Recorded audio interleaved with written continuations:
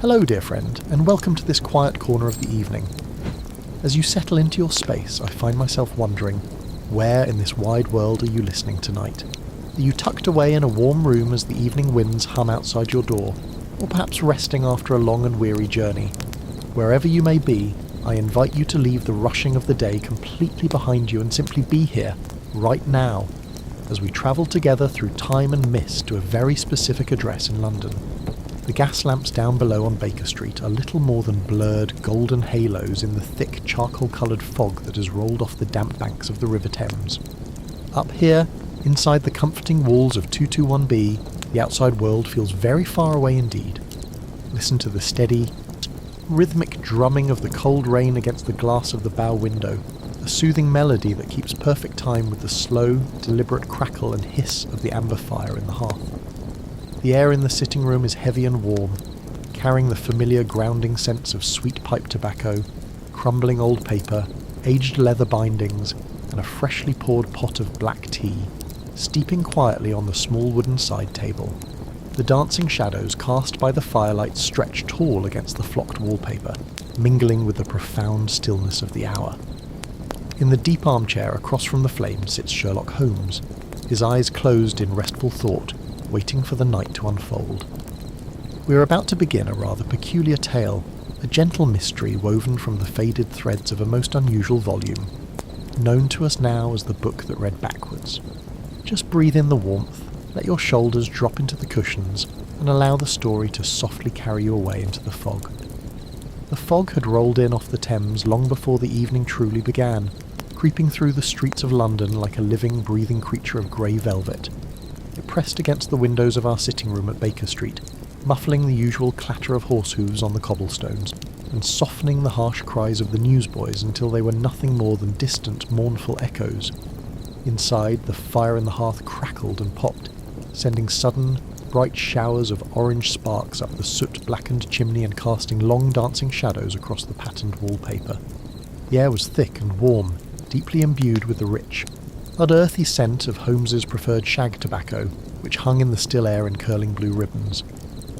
I sat in my usual armchair, a forgotten medical journal resting upon my lap, my eyes half closed as I listened to the gentle, rhythmic tapping of rain that had just begun to strike the glass, each drop sounding like a tiny, urgent message from the dark world outside. Holmes was a creature of the shadows this evening, stretched out upon the settee with his hands steepled beneath his chin, his eyes closed as though he was sleeping, though I knew the brilliant machinery of his mind was turning in the quiet dark. The only sound from him was the slow, measured intake and exhale of his breath, a steady metronome that anchored the quiet peace of the room.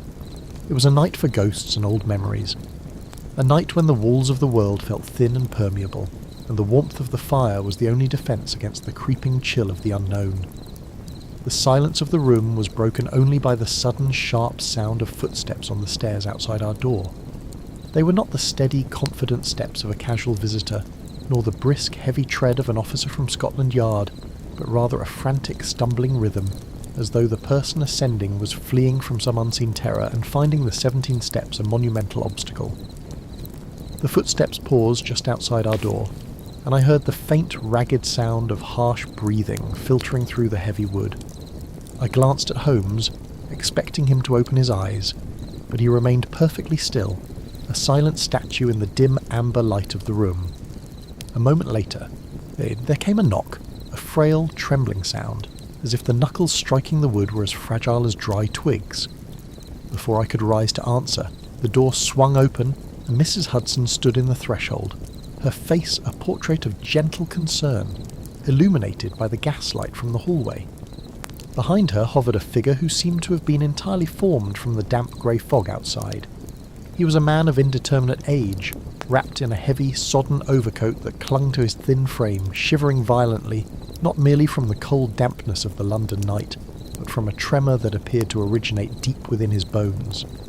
His face was the colour of old parchment, drawn and tight, and his eyes, wide and entirely consumed by a nameless panic, darted around our sitting room as if he expected the shadows to detach themselves from the walls and spring upon him. Holmes opened his eyes slowly, the firelight catching the sharp, intelligent gleam within them, and gracefully swung his long legs down from the settee to plant his feet softly on the Persian rug. He did not speak immediately, allowing the silence to settle once more, providing a momentary shelter for the terrified man in the doorway. I stood up, abandoning my journal, and moved toward the stranger, offering a quiet word of greeting and ushering him into the warmth of the room. He stepped inside with a halting, disjointed gait, his trembling hands clutching a bundle pressed tightly against his chest, wrapped in a piece of faded dark purple velvet. The fabric was stained with the damp, and the man held it with a desperation that suggested it was either his most precious treasure or his most agonizing burden. Mrs. Hudson quietly retreated, pulling the door shut behind her with a soft click that sealed us within the warm sanctuary of the firelight. I guided the man to the armchair nearest the hearth, and he collapsed into it, a sudden, heavy exhalation escaping his pale lips as the heat from the coals washed over him. He smelled strongly of rain, of decaying leaves, and beneath that the unmistakable dry, dusty aroma of ancient paper and crumbling leather bindings, a scent that spoke of dark, narrow aisles and forgotten knowledge. Holmes stepped forward, his movements silent and smooth, and poured a measure of brandy from the decanter on the sideboard. He offered the glass to the shivering man, who took it with hands that shook so violently the amber liquid threatened to spill over the crystal rim. The man brought the glass to his lips, the rim clicking against his teeth, and swallowed the spirit in a single desperate gulp.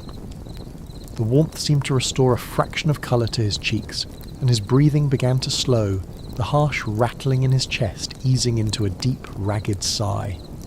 He lowered the glass, his eyes finally fixing upon Holmes, who had taken a seat opposite him, leaning forward slightly, his face a mask of calm, attentive interest. Holmes spoke then, his voice low and soothing, a gentle baritone that seemed to wrap around the frightened man like a warm blanket. He noted the man's profession without asking, mentioning the specific scent of the dust that clung to his cuffs, the faint ink stains on the tips of his fingers and the slight stoop of his shoulders, all of which bespoke a life spent hunched over decaying tomes in the dim light of an antiquarian bookshop. The man nodded slowly, a faint glimmer of astonishment momentarily piercing the veil of his terror. His name, he told us in a voice that was little more than a hoarse whisper, was Silas Vane. He was the proprietor of a small obscure bookshop tucked away in a twisting alley off the Strand, a place where the sun rarely penetrated the grime-caked windows, and where the air was perpetually thick with the scent of mouldering paper and lost histories.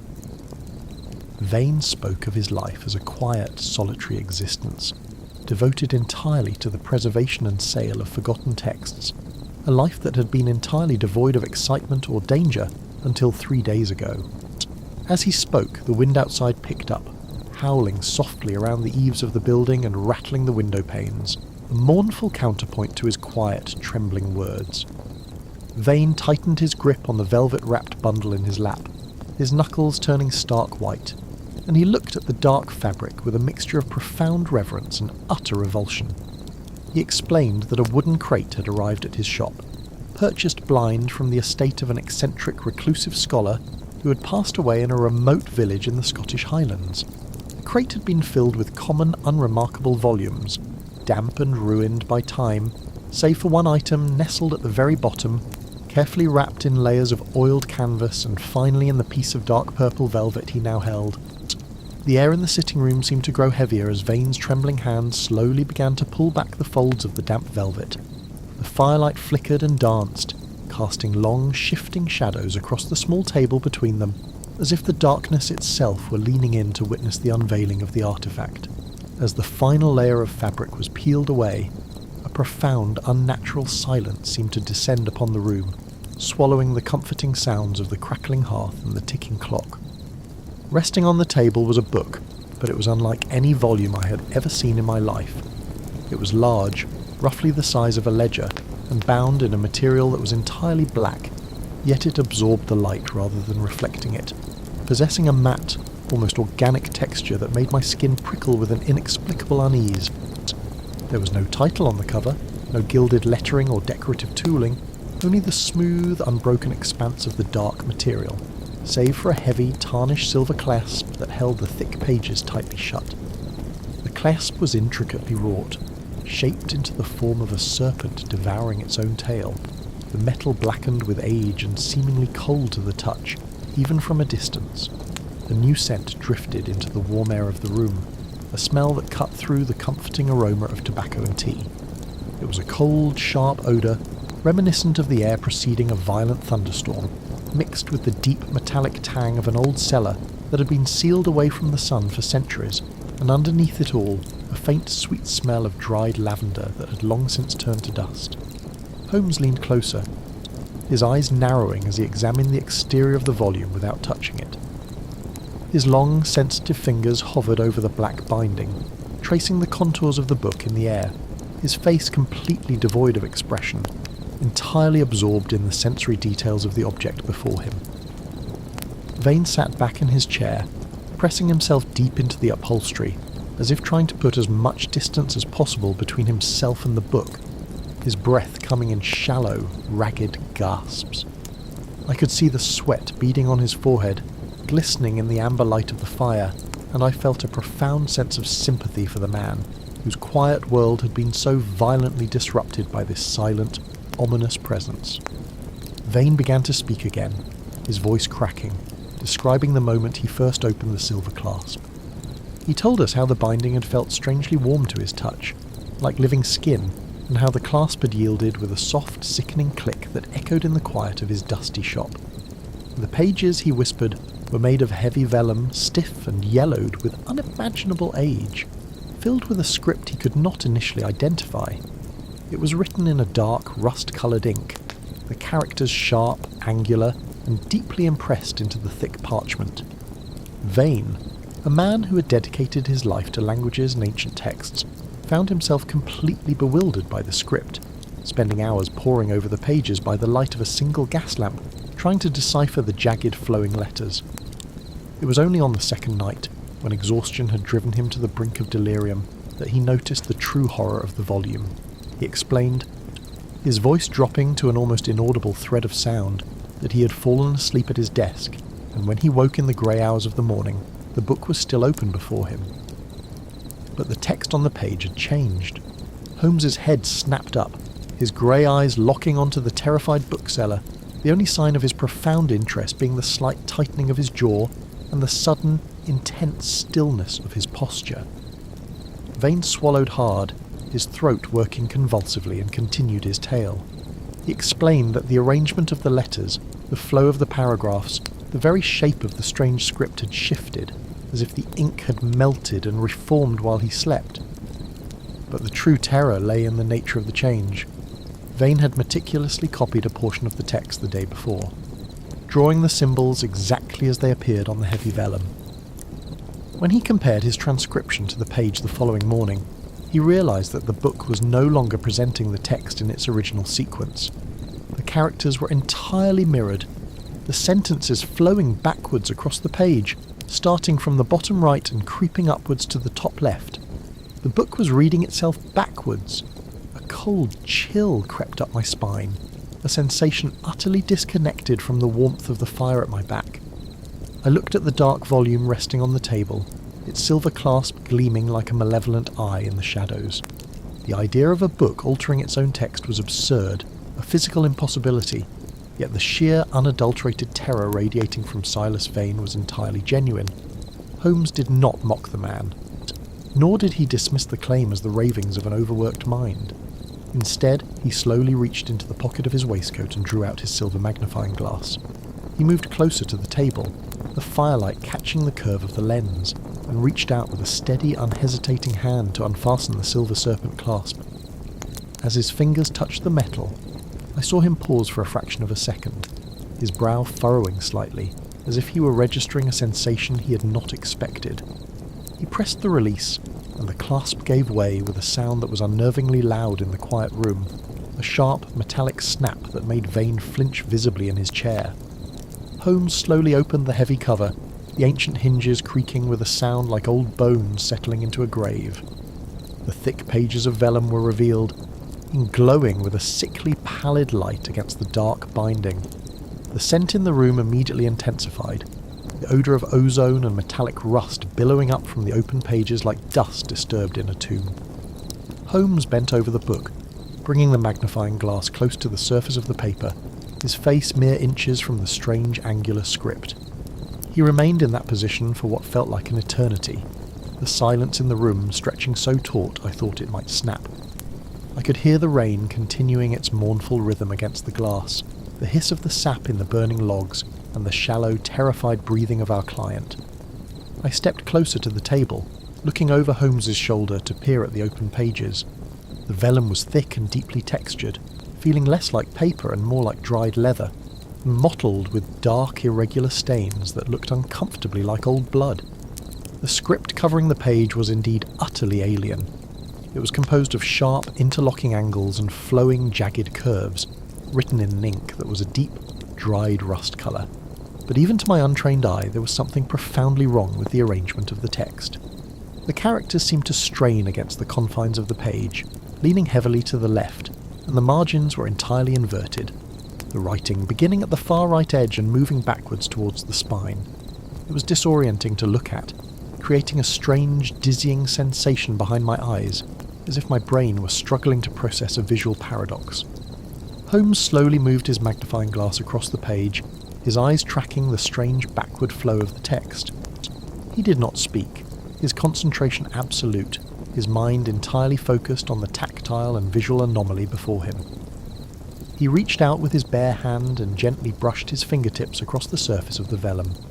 I saw his eyes widen imperceptibly, a rare display of surprise from my friend. He murmured softly, his voice barely rising above the crackle of the fire, noting that the ink was not entirely dry. It was not wet enough to smear beneath his touch, but it possessed a strange, tacky resistance, a feeling of newly applied pigment that was completely impossible for a book of such obvious antiquity. Holmes brought his fingers to his face, inhaling the faint scent of the ink. He closed his eyes, analysing the aromatic components, dissecting the smell with the precision of a chemist. He whispered the ingredients aloud, speaking into the quiet room like a priest reciting a litany. Iron gall, he noted, mixed with a significant quantity of copper oxide and something organic, something biological that gave it that deep, coppery tang of rust and decay. He opened his eyes and looked at Vane, whose face was buried in his trembling hands, trying to block out the sight of the open book. Holmes asked Vane to explain the nature of the rewriting, his voice gentle but insistent, pulling the terrified man back to the reality of the sitting room. Vane lowered his hands, taking a deep, shuddering breath, and stared at the dark volume with a morbid fascination. He explained that after discovering the backward shift in the text, he had locked the book in his iron safe, intending to take it to the British Museum the following day. But that evening, as he sat in his small rooms above the shop, he began to experience a profound sense of disorientation, a feeling that his memories were slipping like sand through his fingers. He remembered reading a letter from his sister in the morning, detailing her journey to a seaside town, but as the evening wore on, the memory twisted and unravelled. He suddenly recalled that she had never left, that she had fallen ill and remained in London. When he frantically searched for the letter on his desk, it was gone, replaced by a telegram confirming her illness. The past had changed, silently and seamlessly shifting around him, and he knew, with a dark, terrifying certainty, that the book in his safe was the anchor of this temporal distortion. The air in our sitting room grew oppressively heavy with the weight of Vane's words. The concept was madness, a violation of the very laws of physics and reality, yet the tactile evidence lay open before us, exuding its strange, cold scent and its impossible, tacky ink. Holmes turned his attention back to the pages, gently lifting the top sheet of vellum to turn to the next page. The parchment felt thick and heavy in his fingers, resisting the movement with a stiff, unnatural rigidity. As the page turned, a faint sighing sound filled the room, a sound like breath escaping from crushed lungs. The following 2 pages were entirely blank, the pale yellow surface of the vellum completely devoid of the rust-coloured script. But as we watched, standing in the quiet, firelit room, a phenomenon occurred that froze the blood in my veins and silenced even the rain against the window. Slowly, as if pushed through the thick parchment from the back, dark shapes began to bloom on the blank surface of the right-hand page. They started as faint, shadowy bruises within the texture of the vellum, slowly darkening and sharpening until they breached the surface, pooling into sharp, angular characters of wet, rust-coloured ink. The letters formed in reverse, drawing themselves backward across the page from bottom to top, left to right, entirely inverting the natural order of writing. I watched in horrified fascination as the wet ink glistened in the firelight, slowly settling into the deep grain of the vellum, drying into the matte, blood-coloured script we'd seen on the previous page.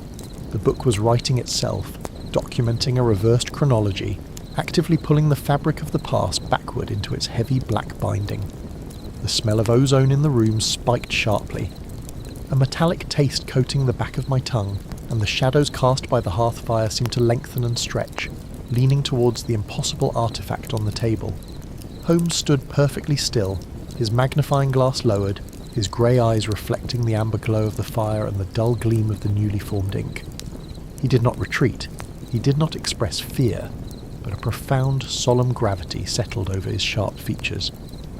He slowly closed the heavy cover of the book, the vellum pages coming together with a soft, final thud that seemed to echo in the marrow of my bones. He reached out and refastened the silver serpent clasp, the metal snapping shut like the jaws of a trap, cutting off the sharp scent of ozone and the oppressive, chilling presence of the open pages. The silence returned to the room, deep and heavy, and broken only by the ragged breathing of Silas Vane and the relentless tapping of the rain against the dark glass. The warmth of the fire seemed entirely inadequate now, unable to chase away the deep, existential cold that had crept into the room alongside the black velvet-wrapped tome. Holmes stood over the table, his hands resting lightly on the dark binding, his brilliant mind racing to comprehend a mystery that defied not merely the laws of men, but the laws of time itself.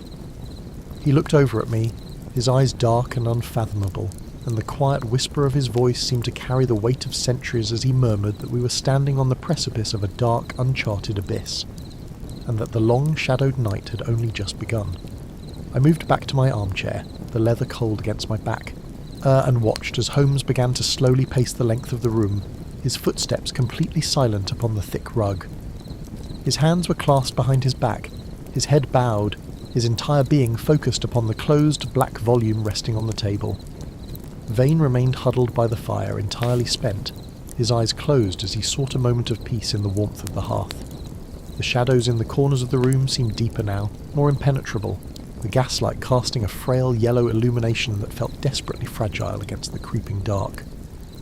I looked at the book, its smooth black surface reflecting no light, a void resting in the centre of our familiar sitting room, a silent predator waiting to consume the hours and the days. The smell of the damp wool of Vane's coat mingled with the fading scent of ozone, creating an atmosphere of profound decay and unnatural preservation. The clock on the mantel ticked softly, measuring out the forward march of time, a sound that now felt precious and deeply vulnerable. Holmes paused in his pacing, coming to a halt by the window, peering out into the swirling grey fog of the London night. The rain streaked the glass, blurring the distant street lamps into soft glowing halos. He reached out and touched the cold pane, his fingers tracing the path of a solitary raindrop, his mind undoubtedly drawing connections and tracing the threads of this impossible web. He turned slowly back to the room, the firelight casting half his face in deep shadow, highlighting the sharp, predatory curve of his profile. He walked back to the table, his movements slow and deliberate, and stood once more over the black book. After he reached into his pocket and retrieved a clean white linen handkerchief, carefully unfolding it and laying it gently over the silver serpent clasp, an instinctive gesture of quarantine, isolating the artifact from our touch. He instructed Vane, in a voice that was soft but brooked no argument, to remain exactly where he was, to rest by the fire, and to try to anchor his mind to the present moment, to the warmth of the tea and the sound of the rain, forbidding him to think of yesterday or the days before. Holmes then moved to his desk, pulling out a heavy, leather-bound ledger of his own, along with a bottle of dark black ink and a sharp, steel-nibbed pen. He carried them to the small table, setting them down beside the black tome, careful to maintain a distance between his tools and the ancient artifact. He sat down, the chair creaking softly in the quiet room, and opened his ledger to a blank page. The crisp, clean white paper stood in stark contrast to the memory of the heavy yellowed vellum. He dipped his pen into the ink, the nib scraping gently against the glass rim of the bottle, a familiar comforting sound of reason and logic. He began to write, his hand moving swiftly and steadily across the page, documenting every detail of Vane's arrival, the physical characteristics of the book, the precise scent of the ink, and the horrifying, impossible phenomenon we had witnessed. He wrote in the present tense, anchoring the events firmly in the immediate now, creating an immutable record of reality before the black book could exert its backward pull upon our memories.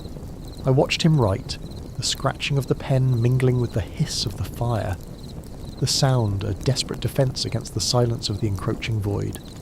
The room felt suspended in time, an island of light and warmth surrounded by a vast cold ocean of uncertainty. Vane had fallen into a restless twitching sleep in the armchair, his chin resting on his chest, his breathing shallow and uneven. The velvet cloth lay discarded on the floor, a dark puddle of fabric that looked like a stain spreading across the Persian rug. The clock ticked on, each second a small victory against the silent reverse tide of the book. Holmes filled page after page of his ledger, his handwriting sharp and precise, refusing to succumb to the terror that had paralysed our client. He was dissecting the impossible, treating the temporal anomaly as merely another piece of evidence, a variable to be factored into his grand equation. The scent of his shag tobacco lingered in the heavy air, a ghostly reminder of the peaceful evening we had enjoyed only an hour before, a peace that now felt incredibly distant, belonging to a past that might already be slipping away, unwritten and unremembered in the face of the inverted tome.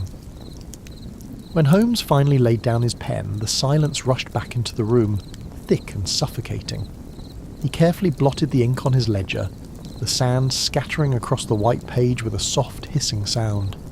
He closed his book and set it aside, turning his full, unwavering attention back to the handkerchief-covered volume on the table.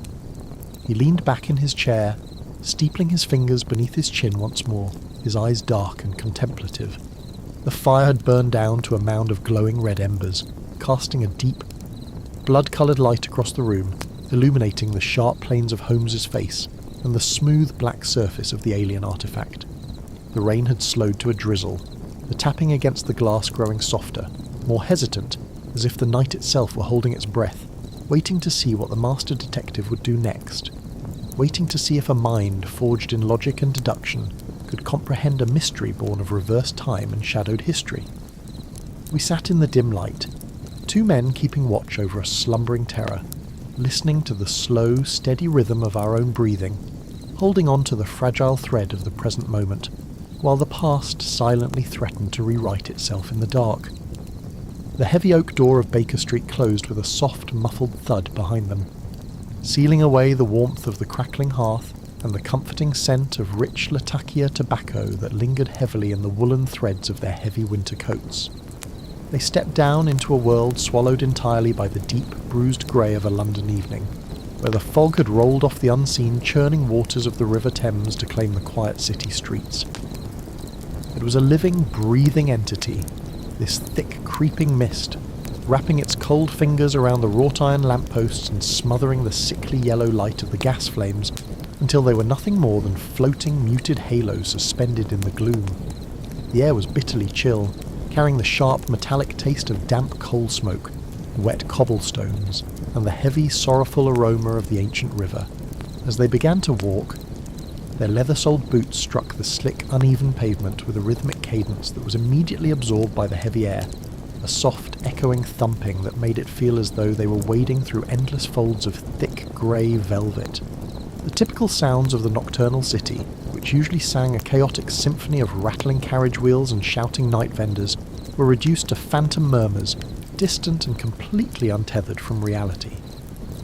Beside his trusted companion, Sherlock Holmes moved like an elegant shadow detached from its earthly source, his long dark coat sweeping the damp pavement, his sharp profile perfectly still despite the brisk, purposeful pace he set through the blinding vapour. He did not speak, for the deep fog demanded a certain solemn reverence, a quiet submission to its blinding embrace, and the silence between the two men was a comfortable heavy blanket woven from countless years of shared dangers and unspoken, profound understandings. Yet, as they wove deeper into the labyrinth of the city, plunging into narrower alleyways where the leaning brick walls smelled powerfully of wet green moss and ancient, crumbling soot. A new sensation began to intrude upon their isolated cocoon. It started as a mere whisper of sound, a subtle aberration in the rhythm of their own walking. Beneath the quiet, synchronized tapping of their own footfalls, another sound emerged from the suffocating grey curtain behind them.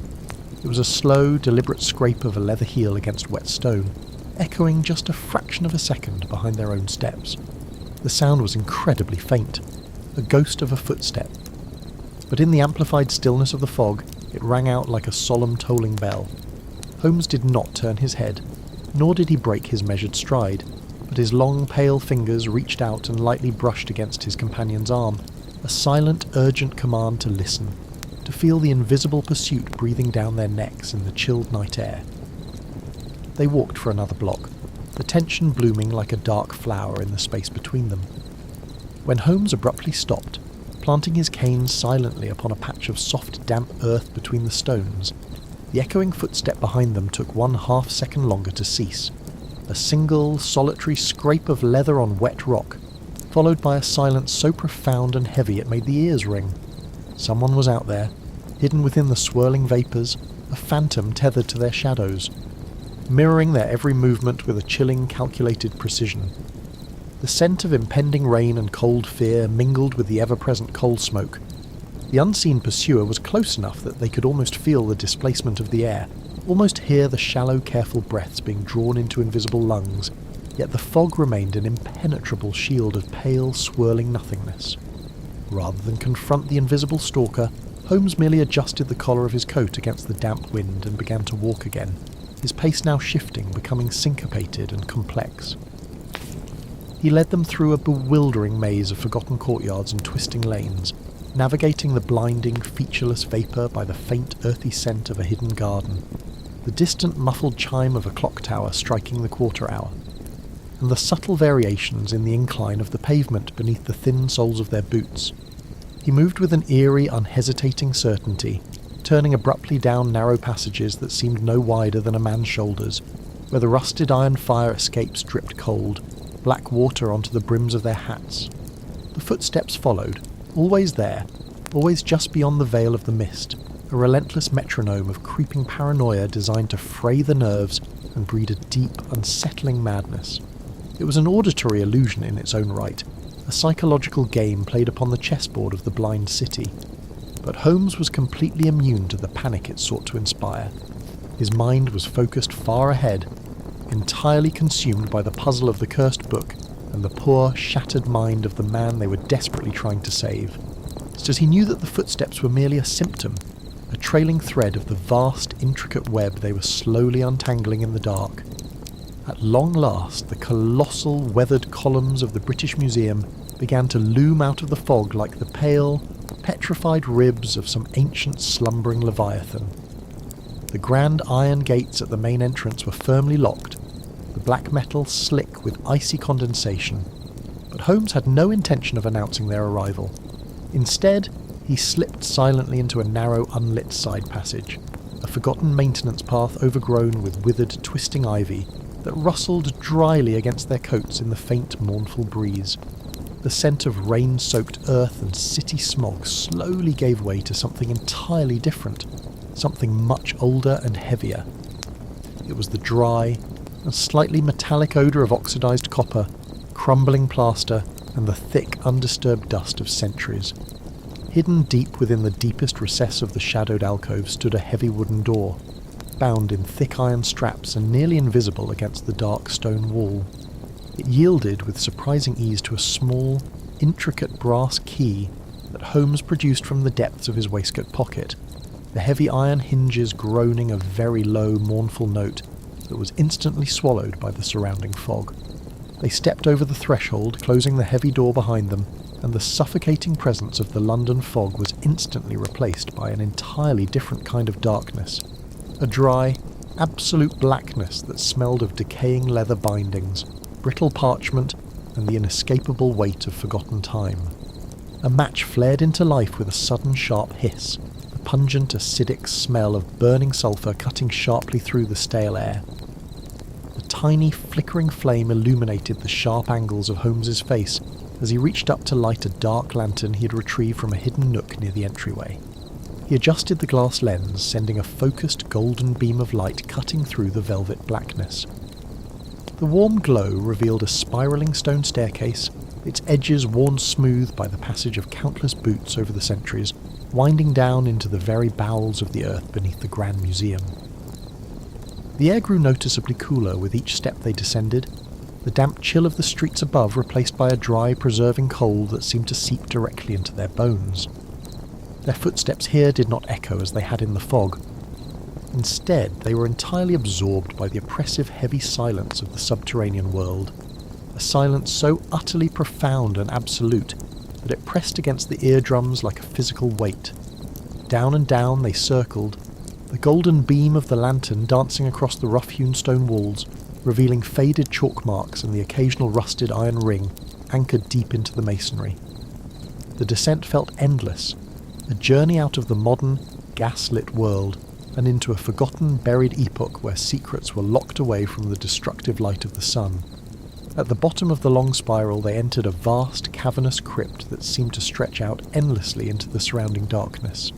The dim light of the lantern washed over towering rows of heavy wooden shelves, each one bowing slightly under the immense weight of archaic, leather-bound tomes, ancient scrolls housed in rotting, cylindrical wooden tubes, and strange, uncatalogued historical artifacts draped in heavy, dust-caked canvas. The lantern light caught millions of tiny, dancing motes of dust in the air, turning them into a slow-moving, magical river of glittering gold suspended against the encroaching shadows. It was a graveyard of human knowledge, a place where forgotten thoughts and discarded histories went to quietly decompose in the dark. Holmes moved through the narrow aisles with a quiet, predatory grace, his sharp grey eyes scanning the labyrinth of spines and scrolls, guided entirely by the complex cipher they had managed to extract from the maddening pages of the backward reading book. He traced his long, pale, sensitive fingers lightly over the cracked spines of the neglected books, the dry, whisper-soft friction of his skin against the old, flaking leather, forming the only sound in the suffocating stillness of the hidden vault. He was searching for a very specific intersection of architecture and literature, a hidden node in the underground web that matched the mathematical anomalies he had found, hidden within the book's bizarre typesetting. He stopped abruptly before a section of shelving that appeared completely unremarkable to the untrained eye, packed with oversized iron-bound ledgers that looked as though they had not been disturbed in 100 years. He handed the warm lantern over, his eyes narrowing as he examined the thick wooden planks of the shelf and the subtle, almost imperceptible grooves worn into the stone floor beneath it. With a slow, deliberate motion, he pressed his open palms against the heavy spine of a massive folio in the centre of the middle shelf, applying a steady, calculated pressure that seemed to defy the unyielding nature of the ancient wood. For a long moment, nothing happened, and the silence of the crypt stretched tight, like a violin string on the verge of snapping. Then, deep within the heavy stone wall, there was a resonant, heavy click. It was the distinct sound of hidden brass gears engaging, a metallic heartbeat suddenly awakening in the dead rock. A low rumble vibrated up through the soles of their boots, and the entire section of the wooden shelving began to swing slowly inward on perfectly balanced, freshly oiled hinges. It revealed a small, hidden alcove carved directly into the foundation of the building, a secret chamber bathed in the pale, searching light of their lantern. The air inside the alcove was incredibly stale, smelling sharply of machine oil, polished brass and ozone.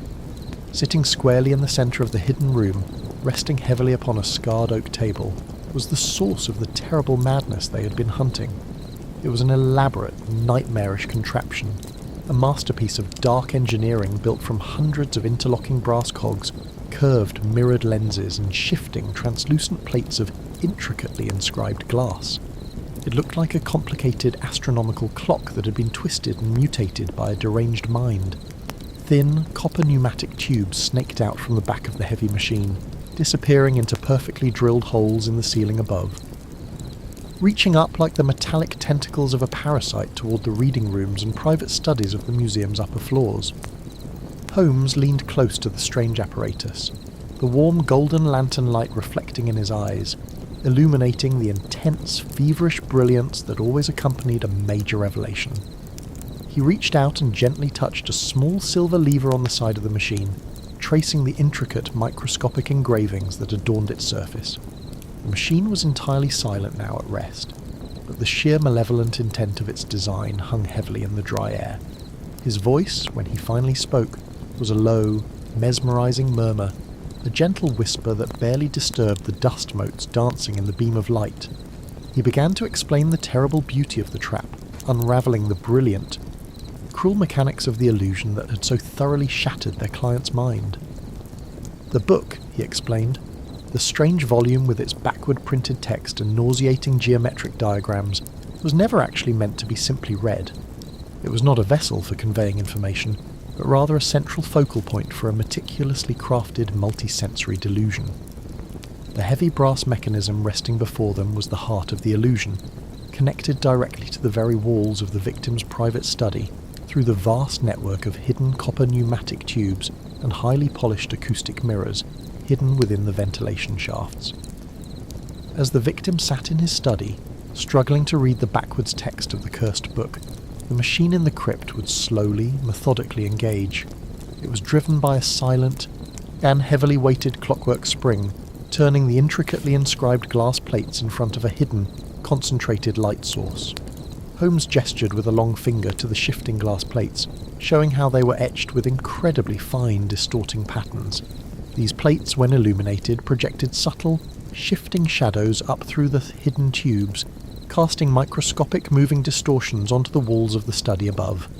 To the exhausted, straining eyes of the reader, totally absorbed in the difficult task of decoding the backward text, these subtle, projected shadows created the deeply unsettling illusion that the geometry of the room itself was slowly warping and breathing. The shadows moved deliberately against the natural light of the gas lamps, a creeping, impossible physics that the subconscious mind perceived long before the conscious mind could rationalize it. But the visual torture was only half of the brilliant, cruel design.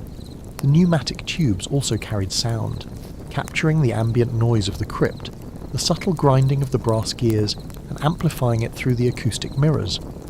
It produced a very low, rhythmic whispering sound, a frequency so deep it was felt in the teeth and the bones, rather than explicitly heard by the ears. It mimicked the dry, terrifying sound of heavy paper pages turning backward on their own, a phantom rustling that seemed to emanate from the very air inside the locked study. The ciphers hidden within the text of the book itself, Holmes whispered softly, were not actual codes meant to be cracked by cryptography. They were highly advanced optical tricks, utilizing a lost understanding of how the human retina processes contrasting colors and shapes.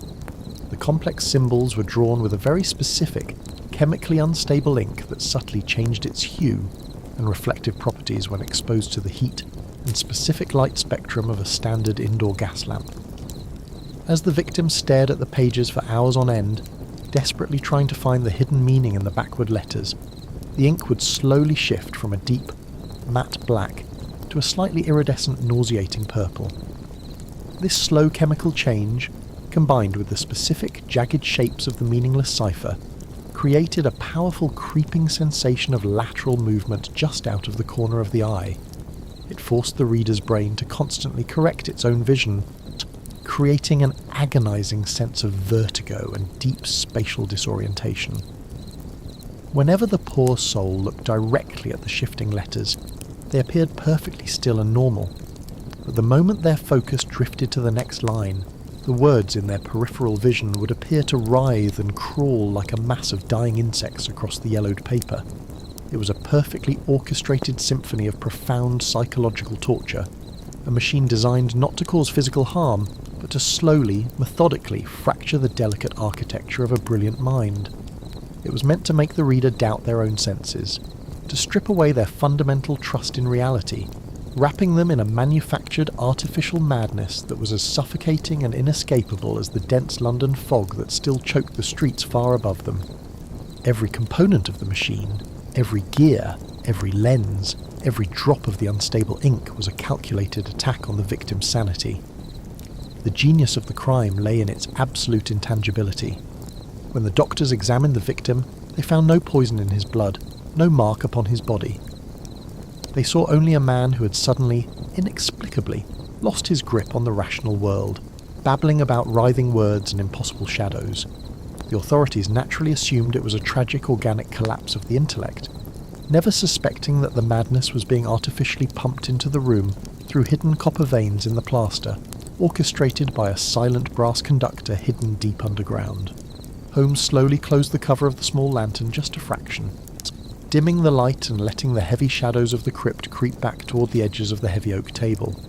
He stood in silence for a long time, simply observing the resting machine, his mind undoubtedly tracing the terrifyingly brilliant intellect of the adversary who had designed such a cruel and beautiful weapon. The atmosphere in the forgotten underground vault was heavy with the tragic weight of this discovery. The smell of the ancient dust and the sharp ozone of the machine mingled together, creating a scent that was uniquely associated with the cold, unfeeling nature of pure, unrestrained logic applied to a deeply malicious purpose.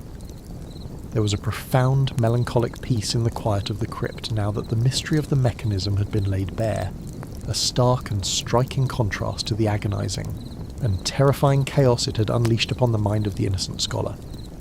They had found the source of the infection, the mechanical heart of the haunting, but the silent, heavy air of the subterranean world offered no immediate comfort, only the stark, chilling realization of how easily the human mind could be broken by simply altering the subtle, unseen foundations of its perceived reality. Slowly, without needing to speak a single word, Holmes reached out and carefully detached the primary driving gear from the side of the brass contraption, his deft fingers easily releasing the intricate locking mechanism. He slipped the heavy brass wheel into the deep pocket of his woolen coat, effectively killing the machine, silencing its ability to project its manufactured nightmares ever again. The simple, quiet act of dismantling the device felt like lifting a massive unseen weight from the damp air of the crypt. He turned away from the table, taking up the lantern once more, and gestured gently toward the hidden door. It was time to begin the long, slow ascent back up the spiralling stone stairs, back toward the heavy iron-bound door, and back out into the freezing, damp embrace of the fog-drenched streets. They left the broken machine behind them in the absolute dark, a forgotten puzzle returning to the dust, while they carried the heavy truth of the illusion back up to a world that was still sleeping softly, completely unaware of the terrifying, delicate shadows that could so easily be made to dance upon the fragile walls of the human mind. The mist rolled across the desolate moors like a living exhalation of the earth itself, carrying with it the heavy and melancholic scent of damp heather and ancient undisturbed soil. Our carriage swayed with a rhythmic and hypnotic motion, the wooden wheels grinding a steady, lulling cadence against the scattered stones of the forgotten road that led toward the looming silhouette of Blackwood Manor. Beside me in the stifling gloom of the cab, Sherlock Holmes sat as still as a statue carved from the very shadows of the night, his breathing so shallow and measured that he seemed to have merged entirely with the suffocating darkness. The fog pressed against the glass of the window, a pale and ghostly sea that swallowed the world beyond our small, rolling enclosure, leaving us isolated in a cocoon of quiet anticipation. I could hear the rhythmic clatter of the horse hooves, a muffled and distant sound that felt more like the beating of a slow, tired heart than the footfalls of a beast of burden. The damp chill of the night seeped through the wooden floorboards, wrapping around my ankles and settling into my bones, bringing with it the distinct aroma of wet wool and the sharp metallic tang of the impending rain. We had been travelling for what felt like hours through this featureless grey ocean, the mystery of the backward reading manuscript weighing upon my mind like a heavy velvet shroud. The case had been a labyrinth of illusions, a quiet madness that had infected the minds of those who had dared to read the cursed pages, twisting their perception until left and right, past and future, became an indistinguishable blur. Yet, in the face of this profound psychological chaos, Holmes remained a beacon of absolute stillness, his eyes closed, his long fingers steepled beneath his chin, adrift in the vast and silent oceans of his own unparalleled mind. I watched the faint silvery light of the hidden moon catch the sharp angles of his profile whenever the fog thinned for a fleeting moment, revealing a countenance that was entirely serene, completely devoid of the restless energy that so often characterized his waking hours. It was the serenity of a man who had already reached the end of the maze, who was merely waiting for the rest of the world to catch up to his conclusions. When the carriage finally rolled to a slow creaking halt, the sudden absence of motion felt almost startling, jarring me from the hypnotic trance of our journey. The driver did not speak, for Holmes had paid him handsomely to maintain an absolute and unbroken silence, and so we disembarked into the heavy mist without a single word passing between us. The air outside was shockingly cold, carrying the bitter perfume of decaying leaves and rotting timber, the unmistakable scent of a place that had been abandoned to the slow, merciless decay of time. Before us stood the rusted iron gates of Blackwood Manor, their intricate wrought-iron vines twisting toward the starless sky like the desperately reaching fingers of a drowning man. Holmes pushed the gates open with a slow, deliberate pressure, the ancient hinges releasing a low, mournful groan that seemed to echo for an eternity across the empty moors, a lonely sound that was swallowed whole by the surrounding fog. We stepped onto the overgrown path, these are our boots sinking softly into the damp, moss-covered earth, the silence of the night wrapping around us like a heavy, sodden blanket. Blackwood Manor rose from the mist like a jagged, forgotten tombstone, its grand Gothic architecture obscured by the shifting veils of fog, its dark, empty windows staring down at us like the hollow eyes of a skull. The wind whispered through the eaves, a low, sorrowful moaning that sent a shiver down my spine, while the scent of damp stone and centuries of accumulated dust grew stronger with every step we took toward the grand entrance. The heavy oak door, swollen with moisture and age, yielded to Holmes with surprising ease, swinging inward on silent hinges to reveal the vast cavernous expanse of the manor hall. As we crossed the threshold, the atmosphere shifted instantly.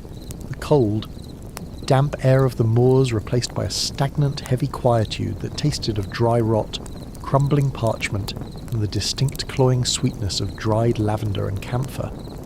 It was the smell of preserved memory, of a place frozen in time, waiting patiently in the dark for a spark of life to return to its shadowy corridors.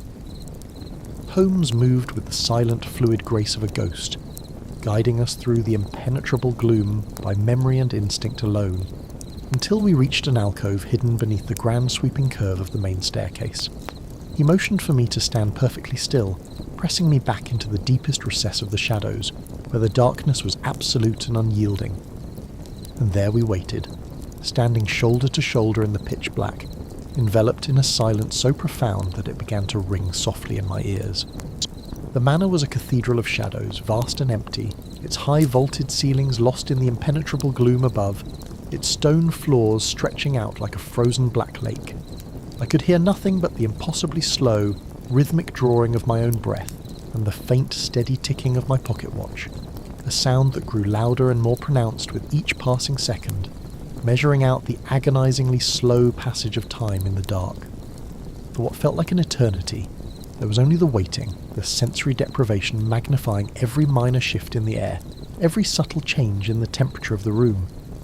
I felt the cold seeping through the thick fabric of my ulster, smelled the faint, lingering odour of Holmes's strong shag tobacco clinging to his coat, and watched as a single, pale beam of moonlight finally broke through the heavy cloud cover outside, piercing the gloom through a high, broken pane of stained glass. The moonlight cast a pool of ethereal silver luminescence upon the dusty stone floor, illuminating thousands of tiny, dancing dust motes that floated lazily in the stagnant air, completely undisturbed by any breeze. The manor seemed to be holding its breath, caught in a state of suspended animation, waiting for the final act of this strange and twisting drama to unfold within its walls. I closed my eyes and allowed the hypnotic rhythm of the dripping water somewhere deep in the bowels of the house to lull my racing thoughts, trusting entirely in the quiet, steady presence of the man standing beside me in the dark. Then, breaking the flawless silence with the subtlety of a falling leaf, came the sound. It was a faint, almost imperceptible scrape of metal against stone, followed by the soft, cautious depression of a floorboard near the grand entrance. My heart gave a sudden, heavy thud against my ribs, but Holmes remained entirely motionless, a living extension of the shadows themselves. A moment later, a pale, amber glow bloomed in the doorway, the weak, flickering light of a dark lantern cutting through the oppressive gloom, casting long, wavering, monstrous shadows across the walls. The light revealed the cloaked figure of a man, his features obscured by the low brim of a soft felt hat, his movements agonizingly slow and deliberate as he stepped into the great hall. He paused, lifting the lantern slightly, the faint scent of burning whale oil and warm brass cutting through the smell of damp decay, adding a new, harsh note to the symphony of odours that filled the room.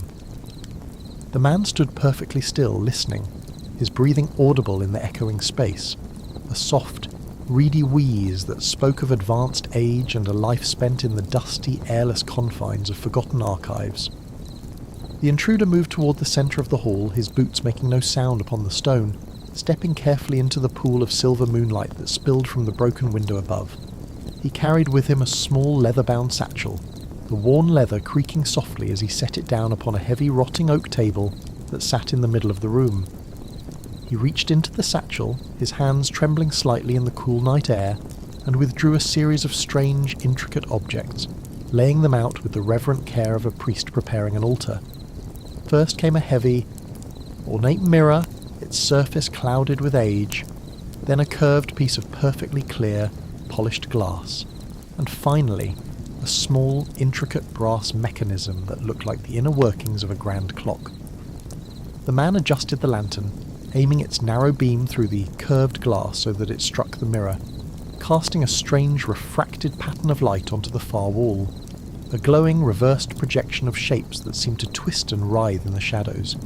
He was so entirely absorbed in his meticulous task, so entirely consumed by the quiet perfection of his own illusion, that he never noticed the darkness shifting behind him. When Holmes spoke, his voice was not a shout of triumph, but a low resonant murmur, as calm and steady as the deep waters of a subterranean lake. He stepped out from the alcove, the darkness falling away from his tall, lean frame like a discarded cloak, his tone gentle, almost conversational, echoing softly against the high-vaulted ceilings of the manor.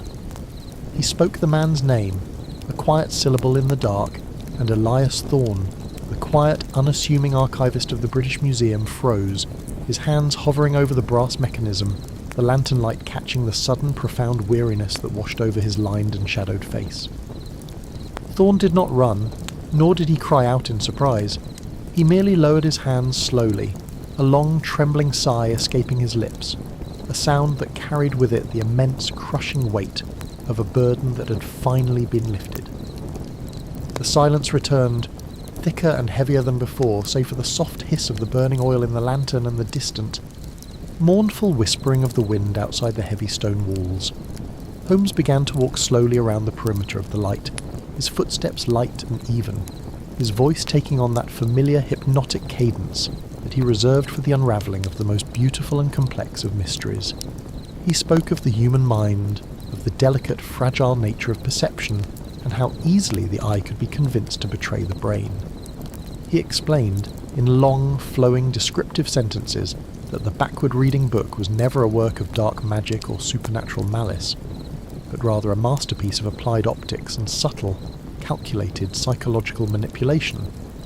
He gestured toward the mirror and the curved glass upon the table, describing how the text of the manuscript had been printed using a unique, steganographic technique, an ink that was practically invisible until subjected to the specific polarized light of the reading room where the victims had studied the tome. The words on the page were entirely normal, Holmes explained, his voice weaving a spell of pure logic and reason in the dark, but the environment in which they were read had been meticulously engineered to shatter the reader's sense of spatial reality. As Holmes continued his slow, deliberate pacing, the scent of the burning oil seemed to mix with his words, creating an atmosphere of intense, focused clarity. He detailed the construction of the reading room, the carefully positioned mirrors hidden behind false panels, the microscopic etchings upon the window panes that altered the trajectory of the natural light, and the specific curvature of the heavy reading glasses that Thorne had provided to every scholar who came to examine the book. When the victims looked upon the pages through those seemingly innocent lenses, the light reflecting off the specialized ink was inverted upon their retinas, causing the letters to appear perfectly reversed. But this optical trick, Holmes murmured, his voice dropping to a near whisper, was only the first layer of the deception, the mere physical foundation upon which the true, devastating psychological architecture of the illusion was built. The true brilliance of the scheme, Holmes explained, pausing beside the heavy oak table to look down at the defeated archivist, lay in the subtle, insidious use of sensory suggestion and chemical influence.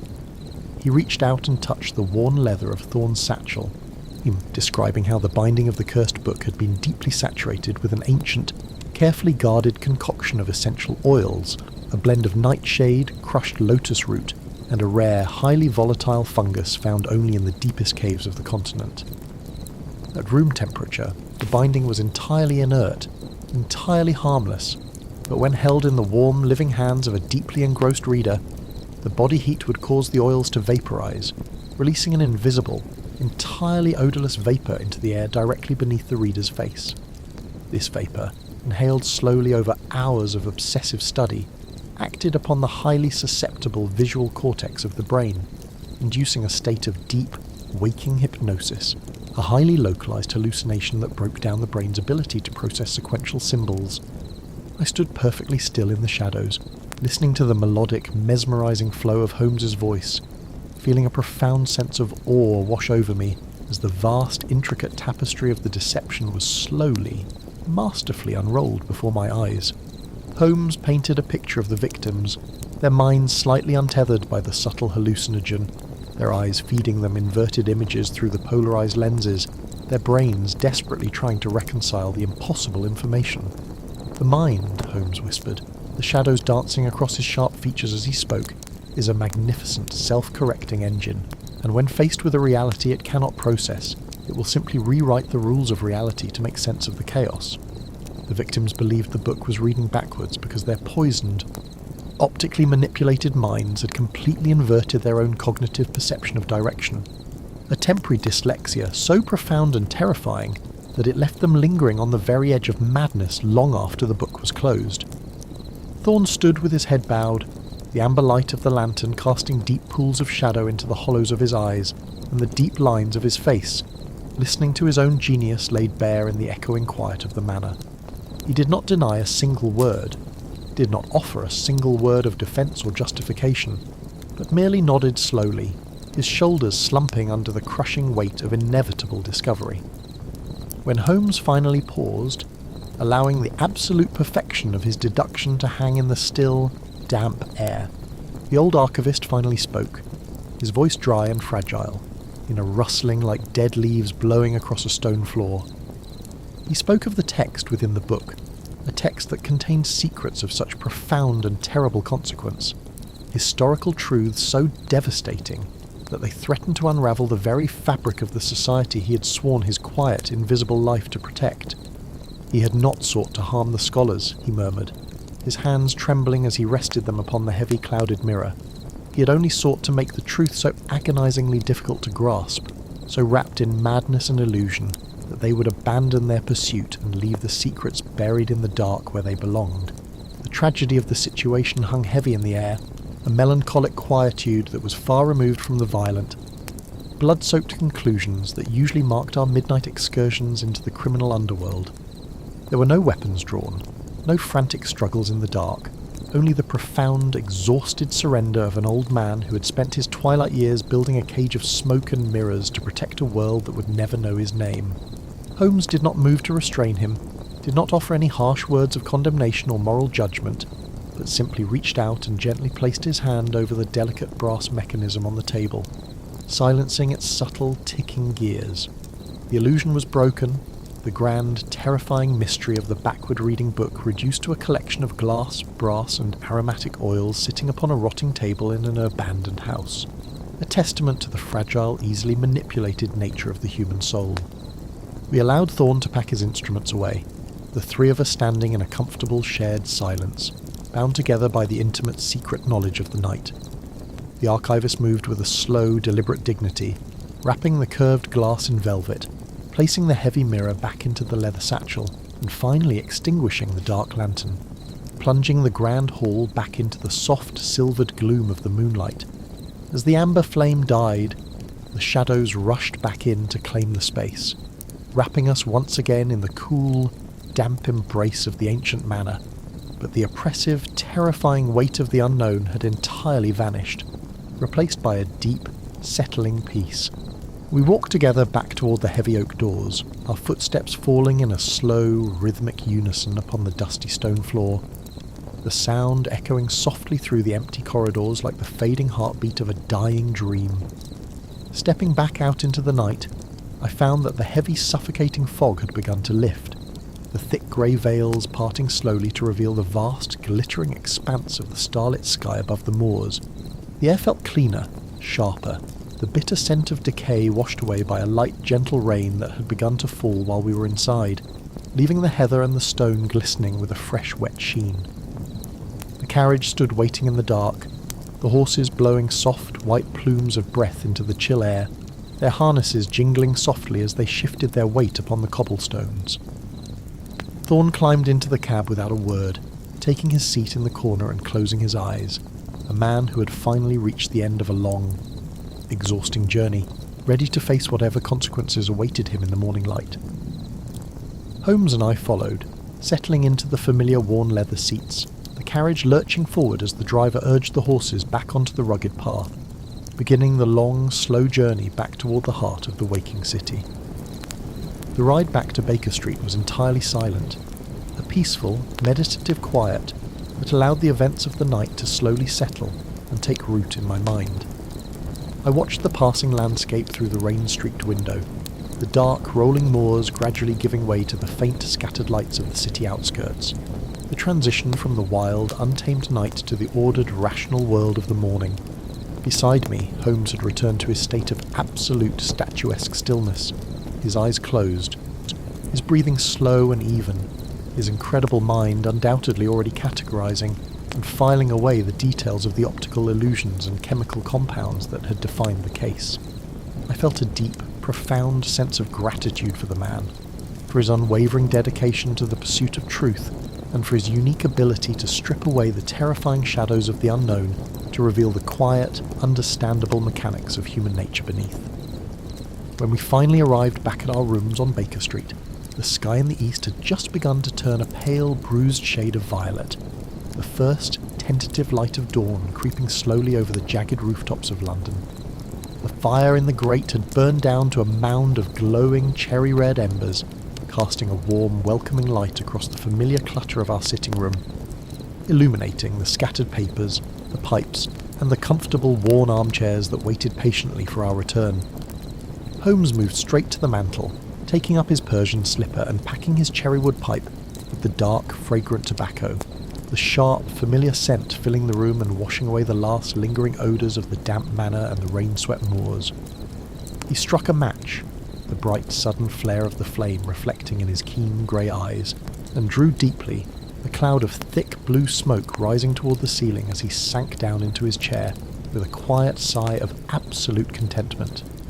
I settled into my own chair opposite him, listening to the soft, rhythmic patter of the rain against the window pane, a gentle, lulling sound that made the warmth of the room feel even more precious and secure, and the terrifying illusion of the backward reading book, the cold, echoing halls of Blackwood Manor, and the tragic, obsessive genius of Elias Thorne all seemed to fade away, becoming nothing more than another shadowy chapter in the long, strange chronicle of our shared adventures. We sat in the quiet comfort of the early morning, enveloped in the fragrant smoke and the gentle warmth of the fire, two weary travellers who had successfully navigated the dark and twisting labyrinth of the human mind and merged safely back into the light. And as the violet sky outside slowly brightened into the pale washed gold of a new London day, the great detective closed his eyes, his breathing slowing to a steady, peaceful rhythm, leaving the quiet corner of the morning entirely undisturbed. The peculiar puzzle of the inverted pages has finally been laid to rest, the strange volume now closed firmly upon the polished wood of the desk where my friend so casually abandoned it. Now, only the soft shifting of ash and the gentle collapse of cooling coals in the hearth break the deep velvety silence of our sitting room. The fire has slowly burned away to a blanket of soft orange embers, casting long wavering shadows that stretch across the patterned wallpaper and blur the sharp edges of the day's mysteries. The familiar scent of sweet pipe tobacco lingers in the heavy warm air, weaving comfortably with the dry comforting aroma of aging parchment, and the faintest trace of damp earth slipping in through the window panes. Outside, the gaslit streets of London have grown perfectly still, the rhythmic, That hollow clatter of a solitary carriage fading away into nothing more than a ghost of a sound swallowed by the thick rolling fog. I let myself sink deeper into the embrace of my worn leather chair, feeling the frantic tension of the chase dissolve into the quiet sanctuary of this room. The case is finished, the endless questions answered, and there is nothing left to do but surrender to the steady, soothing rhythm of the midnight hours. Let the fog keep its remaining secrets. Let the damp cobblestones rest quietly beneath the mist, as the vast city outside our frosted window slowly succumbs to the quiet. Let the fading warmth of the embers and the scent of rain carry you far away from the gas lamps and the shadows, drifting ever so gently deeper and deeper into the calm, undisturbed embrace of a truly peaceful sleep.